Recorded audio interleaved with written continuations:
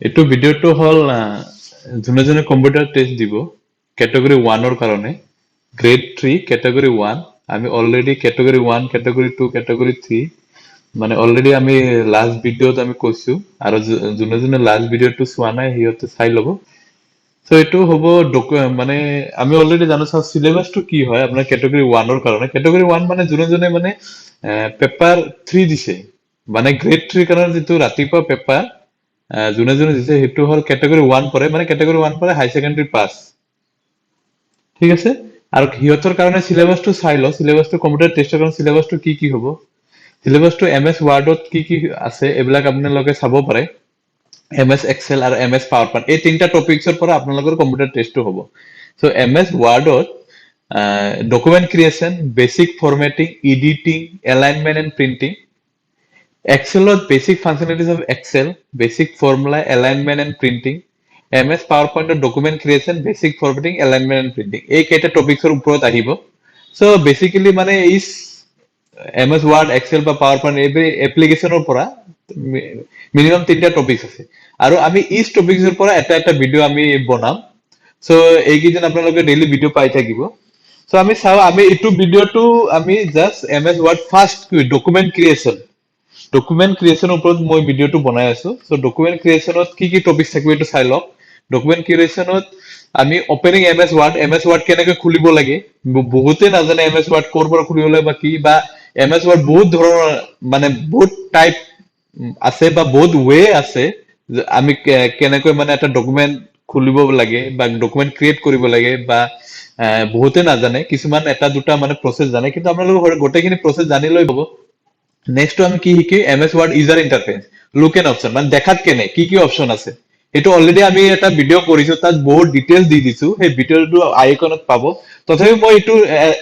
এটো ভিডিওত অলপ থুলমূল কৰি মানে আমি নতুন ডকুমেন্ট ক্ৰিয়েট কৰিব কাৰণে কি জানিব লাগে হেতু মই কৈ দিম আৰু নেক্সট টপিক হল ক্ৰিয়েটিং নিউ ডকুমেন্ট এটো হল সবচেয়ে ইম্পৰ্টেন্ট টপিক যে ডকুমেন্ট ক্ৰিয়েট কৰিব নাজানে আপুনি নেক্সট প্ৰসেস খিনি কৰিব নোৱাৰে যে ফৰমেটিং যেটো নেক্সট ভিডিওটো আহিব আৰু এটো মই একদম সিলেবাসৰ ওপৰত বনাইছো কি আহিব পাৰে আৰু হেতু একদিন আপোনালোকে যদি ভিডিওটো এনেকৈ মানে ফলো কৰে বা তাৰ ওপৰত আপোনালোকে শিকিবও নালাগে ক্যাটাগৰি 1 ৰ কাৰণে জাস্ট বেসিক টু শিকিব লাগে মই সেই বেসিক খিনি দিছো আৰু আমি ক্যাটাগৰি 2 ৰ কাৰণে বনাম ক্যাটাগৰি 3 ও বনাম অলপ এডভান্স হ'ব মানে মই সিলেবাস হিচাপে বনাম সো আপোনালোকে চাও ফার্স্ট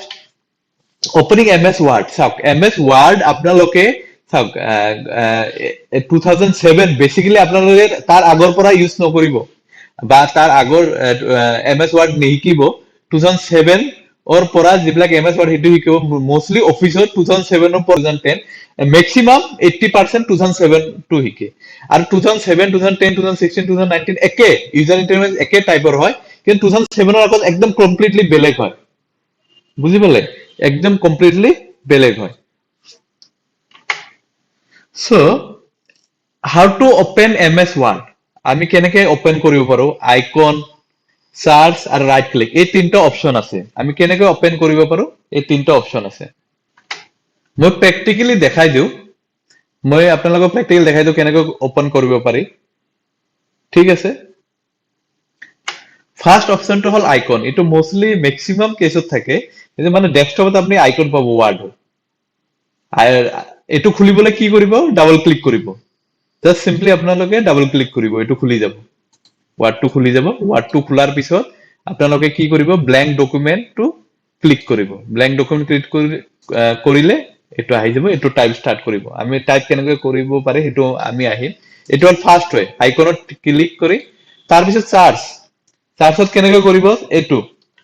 ম্যাক্সিমাম আপোনালোকে কম্পিউটাৰ সেন্টাৰত যেতিয়া মানে যেটো যাব মানে পৰীক্ষা সেন্টাৰত যাব তেতে ম্যাক্সিমাম এনেকৈ থাকিব যদি না থাকে তেনেহলে বেলেগ হেগেল মই গোটেইখিনি অপশন আপোনালোকক বুজাই দিছো তে ফার্স্ট অপশনটো হল মানে আইকনত ডাবল ক্লিক কৰিব এইখিনি ওপেন হ'ব ক্লিক কৰিব ঠিক আছে এটো হ'ব এটো খুলিলে আপোনালোকে টাইপ স্টাৰ্ট কৰিব পাৰে ঠিক আছে এটো মই সেভ নকৰো নেক্সট হল সাৰ্চ এটো মই উইন্ডোজ 10 ইউজ কৰি আছো ম্যাক্সিমাম উইন্ডোজ 7 বা উইন্ডোজ 10 ইউজ কৰিব আপোনালোকে ম্যাক্সিমাম মানে কম্পিউটাৰ সেন্টাৰত মানে তাত আপনি সাৰ্চ কৰিব word word sub word MS word মই টাইপ কৰো এমএস ওয়াৰ্ড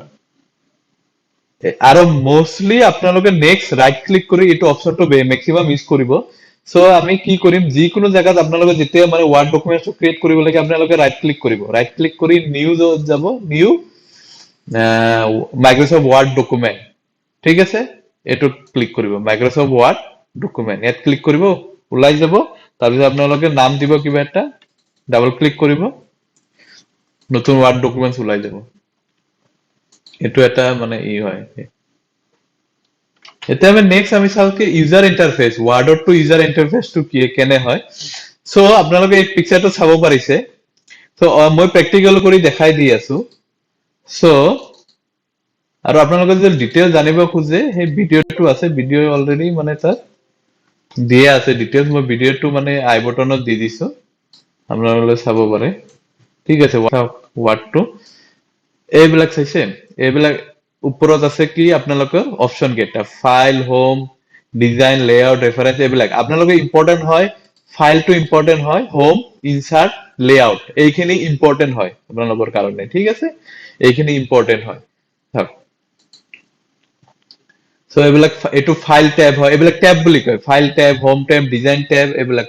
আৰু এইখিনি হল আপোনালোকৰ ডকুমেন্ট এৰিয়া বা আপোনাৰ এডিটিং এৰিয়া এইখিনি আপোনালোকে টাইপ কৰিব লাগে এডিটিং এৰিয়া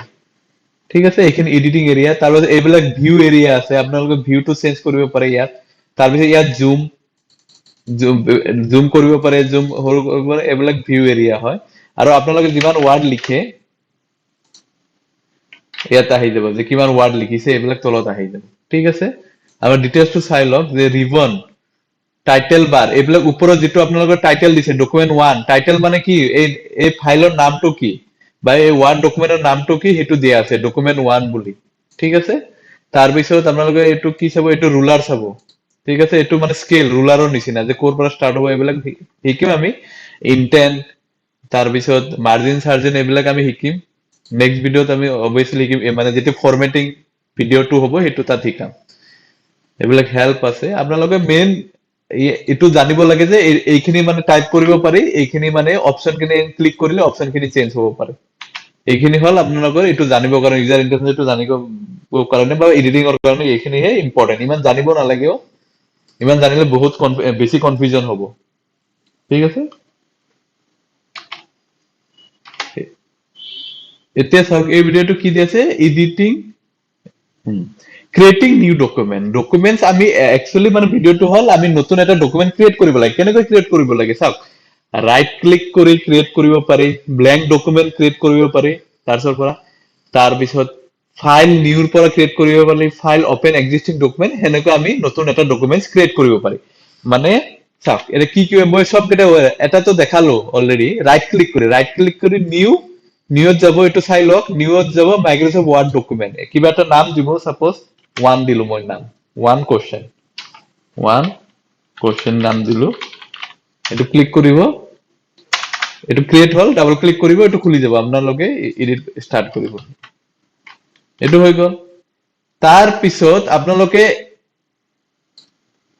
ইয়াতো মানে ইয়াৰ পৰা খুলিব পাৰি চাওক ইয়াৰ পৰা খুলিব পাৰি ফাইলত যাব নিউ ক্ৰিয়েট কৰিলে ব্ল্যাঙ্ক ডকুমেন্ট ক্ৰিয়েট কৰিলে আৰু এটা নতুন খুলি যাব চাওক দুটা খুলিছে চাইছে না নাই এনেকৈ খুলিব পাৰি নেক্সট ডকুমেন্ট এটা খুলিব লাগে এটো ঠিক আছে নেক্সট ডকুমেন্ট এটা খুলিব পাৰি সেভ কে মই এটো কিবা কিবি লিখিছো সেভ কৰি দিও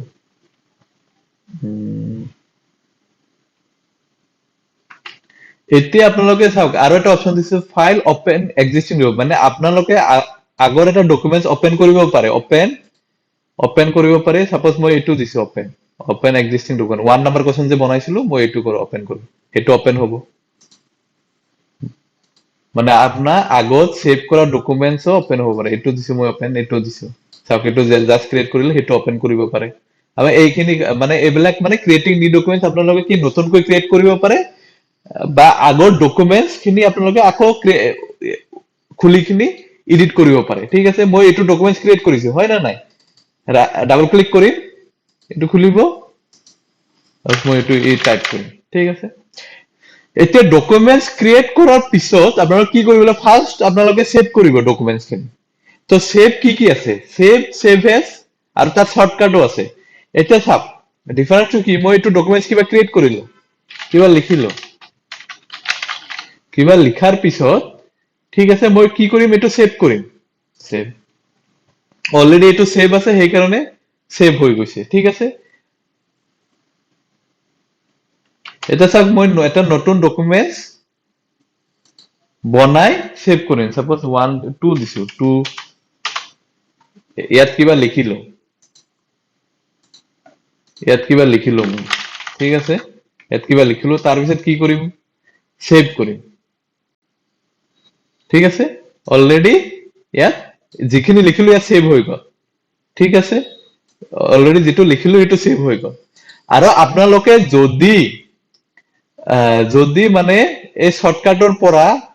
এটো মানে আইকনৰ পৰা আপোনালোকে যদি বনায় এটো বনাই সাপোজ কিবা এটা বনালো হা বনাই কিনি আপোনালোকে এটো অলৰেডি সেভ নাই ঠিক আছে এটো ক্লিক কৰিব সেভ ক্লিক কৰিব তাৰ পিছত আপোনাৰ কোড সেভ কৰিব হেতু দেখাব লাগে হেতু ডেস্কটপত সেভ সো এটো অলপ মানে লং প্ৰসেস হয় সেই কাৰণে মই কৈছো আপোনালোকে কি কৰিব আপোনালোকে ৰাইট ক্লিক কৰি নিউ ডকুমেন্টস বনাই লব ঠিক আছে এটো ৰাইট ক্লিক কৰি নিউ মাইক্ৰোসফট ওয়াৰ্ড এটো বনাই লব অলৰেডি বনাই ললে অলৰেডি মানে যত বনাইছে তাত সেভ হৈ থাকে অকল আপোনালোকে লিখাৰ পিছত কিবা এটা লিখাৰ পিছত আপোনালোকে কন্ট্ৰোল এস মাৰিব বা ফাইলত যাব সেভ টিপিব অলৰেডি সেভ হৈ যাব এইখিনি মই বন্ধ কৰি এইখিনি সেভ হৈ গৈছে ওকে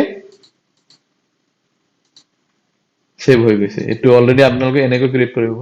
আৰু চাওক আৰু এটা অপচন আছে মই কি কৈছো সেভ এজ চাওক সেভ এজ মানে কি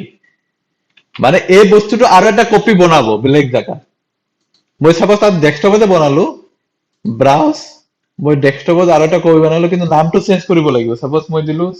4 নাম্বাৰ কোশ্চেন 4 সেভ চাওক ডেস্কটপত আৰু ঠিক আছে ডেস্কটপ চাওক এটো 4 আহিল হয় না নাই এই 4 ডকুমেন্টসটো আহিল এটো অলরেডি আৰু আপোনালোকে কি